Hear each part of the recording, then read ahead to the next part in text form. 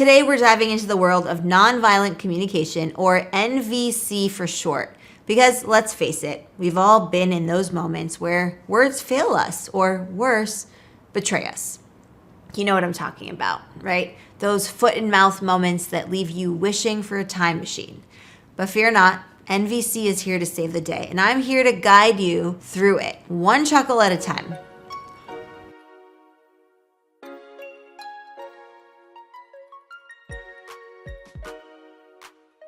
So, what's this fancy sounding thing, nonviolent communication, all about? It sounds a bit like we're preparing for a very polite battle, doesn't it? Well, in a way we are. NVC is about battling misunderstandings and conflicts without leaving casualty, namely our relationships. Developed by Marshall Rosenberg, it's a communication method that helps us to express ourselves clearly and compassionately, understand others better, and resolve conflicts in a way that benefits everyone. It's like being a communication ninja, all about precision, respect, and efficiency. Why is this important, you ask? Well, whether you're navigating the treacherous waters of office politics or trying to convince your partner that your in-laws' surprise visit next weekend really isn't a great idea, how you communicate can make or break your day, or your career, or your relationship. At work, NVC can transform a toxic environment into a collaborative paradise.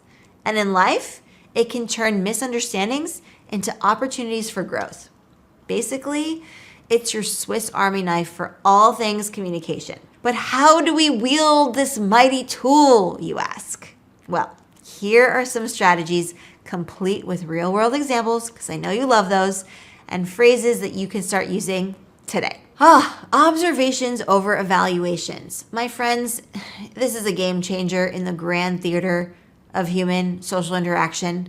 Picture this. You're in a meeting, the tension is palpable, and you're about to burst because, let's be honest, you think your colleague is more interested in their phone than the riveting discussion about quarterly reports. But hold up. Okay, before you launch into what could be an Oscar-winning monologue about their apparent disregard for professionalism, let's hit the pause button. Here's where we swap our detective hat for our diplomat's cap. You see, the trick is to describe what's happening without adding a sprinkle of judgment or a dash of interpretation.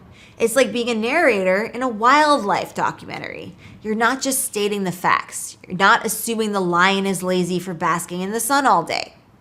So instead of accusing your colleague of being the poster child for distraction, you might say, I've noticed you've been on your phone during our last few meetings.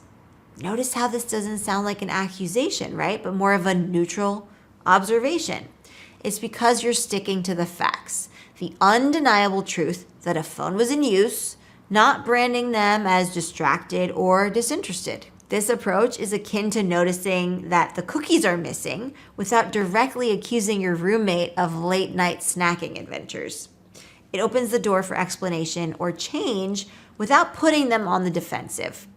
Maybe those meetings are too long. Perhaps they're waiting on an important phone call. Or maybe they didn't even realize their actions were distracting. By starting with an observation, you're laying down a bridge for dialogue, not erecting a wall of blame. And let's dive in a little deeper here, because it's not just about not hurting feelings or avoiding confrontation. This is about creating an environment where communication thrives, where issues can be addressed constructively, and where everyone feels heard and respected. When you lead with observations, you're essentially saying, I see this and I'm curious about it, rather than I've judged this and I'm condemning it. It's a subtle but powerful shift that can transform interactions, turning potential conflicts into opportunities for understanding and growth.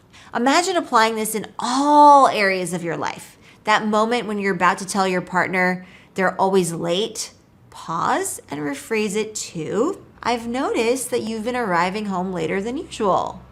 Suddenly, you're not attacking their character. You're opening up a space for them to share what's been going on. Maybe work's been a nightmare, or they've taken up juggling as a hobby but wanted to save it for your surprise birthday. Who knows? The point is, you're finding out together. You're not throwing accusations left and right like it's confetti. Remember the power of observations over evaluations. It's not just about being polite.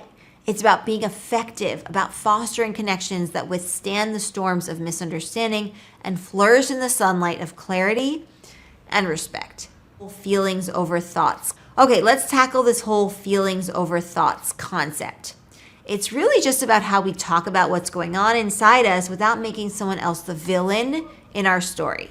You know how it goes. Somebody bugs us and our first reaction is to point fingers at them. Like, instead of saying, "You're driving me nuts," we could instead say, "I'm feeling a bit frustrated by how things are going." It's kind of like when you're freezing because somebody hogged all the blankets. You wouldn't yell in the middle of the night, "You're a blanket thief."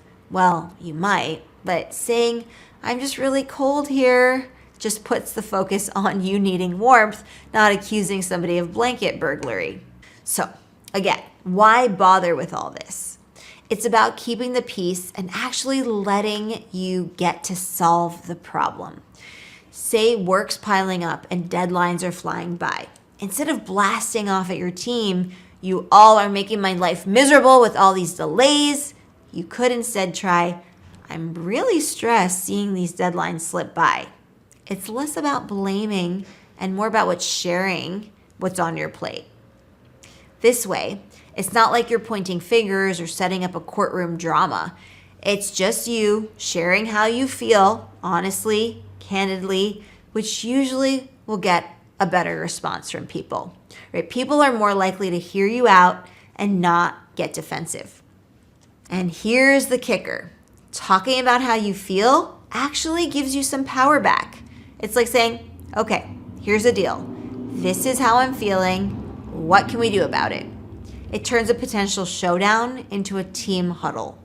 So the next time you're on the verge of blaming or getting heated, maybe just take a beat. Think about what you're really feeling, okay? Label it, label those emotions, and then share that instead. Don't point fingers.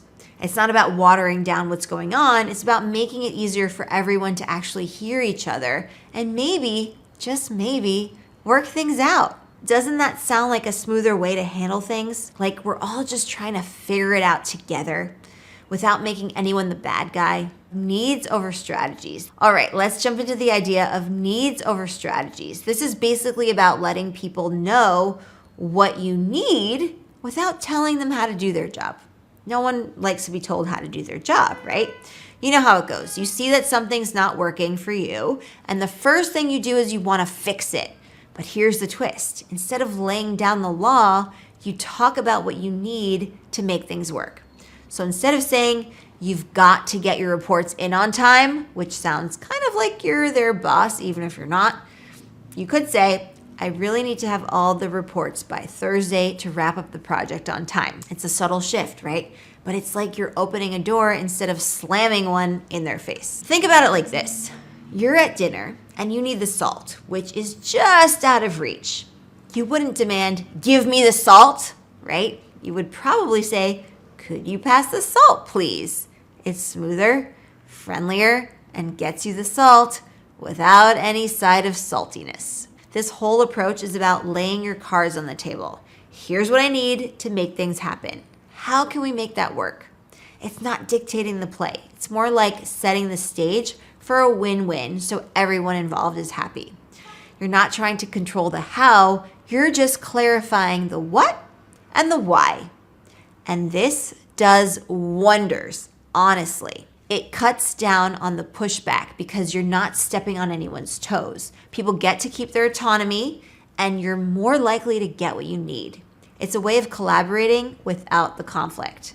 Plus, it makes you look really considerate, even when you're asking for something to change. So next time you're itching to tell someone exactly how to fix a problem, maybe hit pause. Try sharing what you need instead and see where that takes you. It's about working together to find a solution, not dictating orders. Makes sense, right? It's kind of like being in a relay race. You're not trying to run their leg of the race for them. You're just passing the baton. Requests over demands. All right, let's dive into this idea of requests over demands. So it's like the difference between asking nicely for something and just flat out ordering somebody around. We've all been there, right? Something bugs us, and our first instinct is to just lay down the law. But here's a little twist. What if we just asked nicely instead? So instead of coming home and saying, "Why is your stuff all over the living room again?" which, let's be honest, feels much more like a scolding than anything else, you could try, "Hey, could you please put your shoes in the closet when you come home? That would be a huge help. And that way I don't trip over them." It's softer, kinder, and it doesn't put anyone on the defensive right off the bat. It's kind of like when you want to go to the movies. You wouldn't just buy the tickets and then tell your friend, "We're going to the movies, no ifs, ands, or buts about it." That's a fast track to an awkward evening, right? Making somebody feel forced to coming and hang out with you for a fun time. Instead, you would probably say, "Hey, there's this movie I really want to see. Would you be interested in going with me? We could grab dinner beforehand together." It feels more like an invitation and less like a summons to court. This whole approach is about making your life and everyone else's a bit smoother. When you make a request instead of a demand, you're showing respect for the other person's autonomy. We all want that free will, right? We want to keep our autonomy. You're saying, "I value your choice in this." And guess what? People are way more likely to respond positively and favorably when they feel respected and not cornered.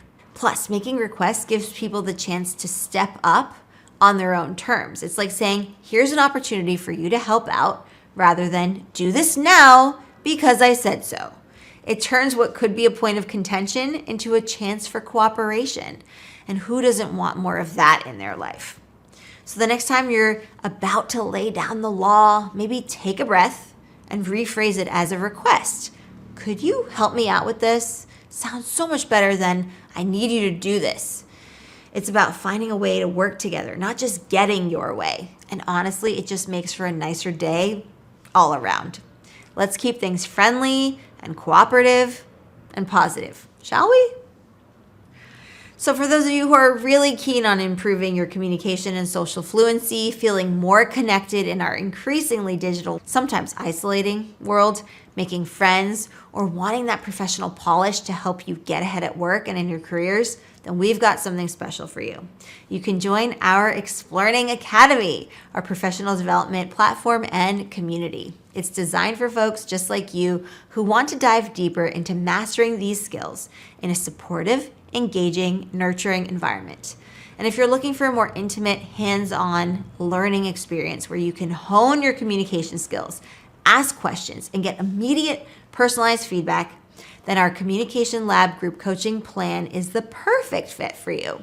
This isn't just about learning. It's about applying, practicing, and refining your skills in real time with a small group of like-minded professionals.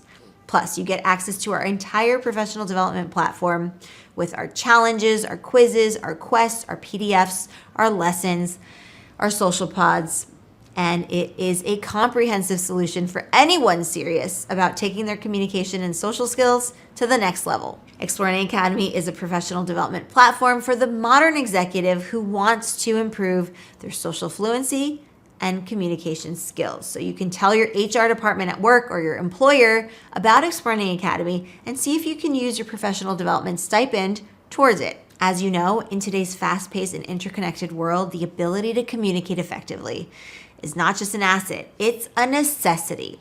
Investing in your communication skills is investing in your future. So I hope to see you there. Let's put it all together with some examples, shall we? Okay, example 1, feedback on collaboration. Before NVC, you might say something like, "You never listen to my ideas in meetings. It's like you don't value my input at all." After you apply NVC, you might say, "I've observed that during our last few meetings, my suggestions haven't been discussed much. This makes me feel a little bit overlooked and undervalued. I really need to feel that my contributions are considered to ensure that we're collaborating effectively. Could we perhaps set aside some time to discuss each team member's ideas in future meetings?" So this approach shifts from an accusatory tone to one that expresses personal feelings and needs, inviting a constructive conversation about improving team dynamics and ensuring that everyone feels heard. Example 2, addressing household responsibilities. Before NVC, you always leave the kitchen in a complete mess. It's like you expect me to clean up after you. After NVC, I've noticed that the kitchen has been left untidy a few times this week after you've used it.